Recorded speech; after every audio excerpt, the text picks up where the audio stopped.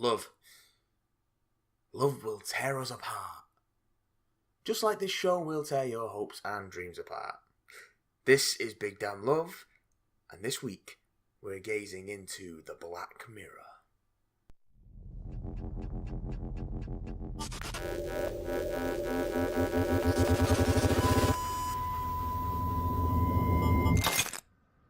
Love is a strange word to describe my feelings towards something that makes me as miserable as Black Mirror, but that's kind of the point.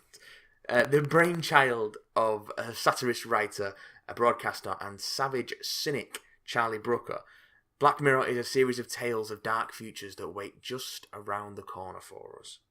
The show takes our paranoia and unspoken fears of the way technology invades our lives and magnifies them, honing in on one possible dark path our futures could take and following it to often chilling conclusions. The first series comprises of only 3 episodes, and this brevity allows the production to really flesh out the world presented in what is essentially a series of 3 short films. Our first episode, The National Anthem, sees the British Prime Minister faced with the bizarre ransom demand of broadcasting himself on live television having sex with a pig in order to save the life of a kidnapped beloved royal. What? 15 Million Merits takes place in a near future where we live literally surrounded by screens, fined for avoiding advertisements, forced to cycle to nowhere, day in, day out, our only hope of escape from this bleak mundanity, an X Factor style TV talent show. Finally, the entire history of You sees a man driven to paranoia as he begins to suspect that his wife is cheating on him. But in a world where your memories are recorded and can be played back in perfect detail anytime, his fears may not be completely unfounded. Oh, and in all of these worlds, people are massive dickheads. No, that's brilliant, because sometimes you're a bitch. Just Fuck off, Julian! absolute Knobhead! Fucking cock. colossal Yeah, right. pricks. Oh, God, this planet. Black Mirror definitely invokes the anthology shows of old, and while it's a more grounded flavour of sci-fi than what you'd see in The Twilight Zone or The Outer Limits, it's certainly seasoned with the same kind of social commentary that you'd get in those shows, or the better episodes of them at least. And it takes the relative cynicism, particularly of the latter show, and sort of turns it up to 11. These are not uplifting tales. They are bleak stories. They are horrible things happening to horrible people who found themselves in horrible situations. Is that funny, in your opinion? So let's talk about some of those people. The casts assembled for each of these stories are stellar. Everyone doing fantastic jobs, so I can't really go through and name everyone, but I think particular attention should be paid to the leads who carry these stories with real aplomb. The National Anthem's Prime Minister, Michael Callow, is played by Rory Kinnear, and he does a great job of showing this man who's crushed by the pressure of expectation and just turned into this shattered husk of a man by the end of the story.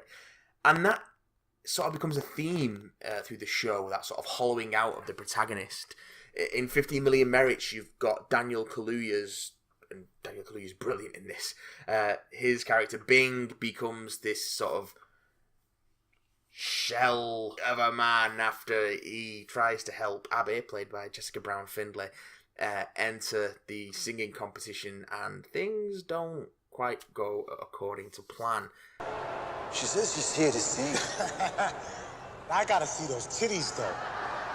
Finally, in the entire history of You, you've got Toby Kebbell's Liam, who is completely consumed by his paranoia. And regardless of whether it turns out to be true or not, the things he suspects, the real enemy there, the real adversaries in this tale are his own aggression and, well, paranoia. He's a bit of a knob, isn't he? A bit of a dick. Now, each story is tightly constructed, it's got concise and tight storytelling, really smart dialogue. You've got a lot of background storytelling, so you get these really compelling and fleshed out worlds in these basically only 45-minute episodes. The first 2 episodes are written by Charlie Brooker, the second of which is actually co-written with his wife, Connie Hook. Yes, that Connie Hook. And the third episode is written by Jesse Armstrong, who has worked on The Thick of It, Peep Show, all kinds of great stuff. So it's, it's really top-notch TV writing from real talent. And you've got 3 great directors, Otto Bathurst, Eros Lynn, and Brian Welsh, respectively, who bring these stories to life. Now, I don't really want to get into any more specifics about the stories, or at least I want to try and avoid any more spoilers, but now is kind of the time, if you've not seen them, to go and watch them. They're on Netflix. They're probably going to be on there for the foreseeable future, because the 3rd and 4th, which is not out yet, seasons of the show are Netflix productions, so they'll be there for a while. So if you're worried about me spoiling anything, although I'm going to try not to, go and watch them. They're awesome. Go. If not, I'm going to talk for a little bit longer, so stay. The title of the show was explained by Brooker in a piece he wrote for The Guardian. No, I'm not going to try and do the voice. The Black Mirror of the title is one you'll find on every wall, on every desk, in the palm of every hand. The cold, shiny screen of a TV, a monitor, a smartphone.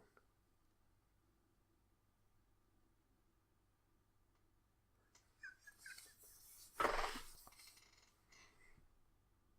very good mirror, though. That is just objectively not funny. Anyone would say that's not funny. That was fucking embarrassing. In 15 Million Merits, we see this played to its absolute extremes. Everyone lives in cubes made of screens. Screens invade every eye line. Advertisements are constant and unavoidable unless you want to get fined. Senseless, banal, often cruel entertainment is the vast bulk of the content on offer.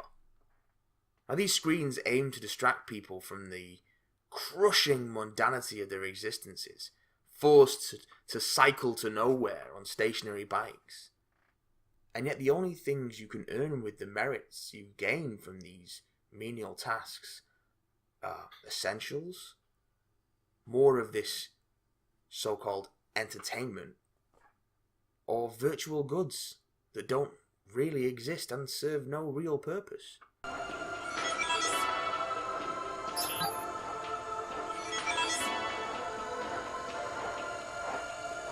What do you think? It's a bit much. Yeah. It's an allegory for the worst aspects of our modern society, and a very effective one at that. Now, although this series is a warning against the perils of technology, it should be noted that Brooker himself is also an advocate of technology. You see, technology itself cannot be ascribed to morality. All the evils, all the horror in these stories, whilst enabled by the technological leaps we make as a species each day, are ultimately products of human nature. So is that new info? For example, the use of social media to spread news outside its official sources, something we see in the national anthem. Now, social media itself isn't an evil. This spread of information outside official sources can be very useful. You can avoid censorship. You can get information to people who wouldn't have it otherwise. Get information out of places where no official news is coming out. We've seen this happen. And yet, it's people who turn the discourse sour, who resort to lies and abuse, who spread misinformation, just want to do damage. That's what makes it a problem. The Black Mirror is just that. A mirror. It can only reflect, but it seems in this case that it reflects the worst parts of us. Now, although the show seems bleak, there's no seams about it, actually. It is really bloody bleak. The reason I love it is that I can find hope in it.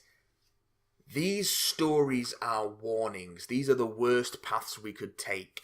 If we let ourselves slip, let these things get away from us, if we give in to the worst parts of our natures, these are the futures we could find ourselves in, using these tools that we've created for ourselves. Or we could stick together. We could rise above it. We could use these things to better ourselves rather than tear ourselves down.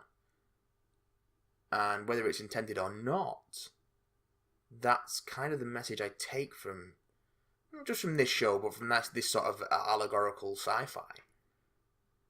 And I think this show does a particularly exceptional job of it. A very well produced, well acted, very well written, and wonderfully realised shot at it. And that is why I love it. Well, that's it for now, guys. Thank you for watching, as always. Please leave comments below if you have anything to say about Black Mirror, about us, about me, about anything, really. We're not fussed. Subscribe below to get more Big Damn Love every week, and also the podcast every Friday. And you can get us at BigDamnCast on Twitter. Let us know what you thought. Any questions for us, any thoughts.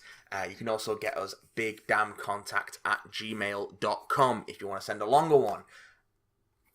Thanks again for watching, folks. See you next time. This video came from YouTube.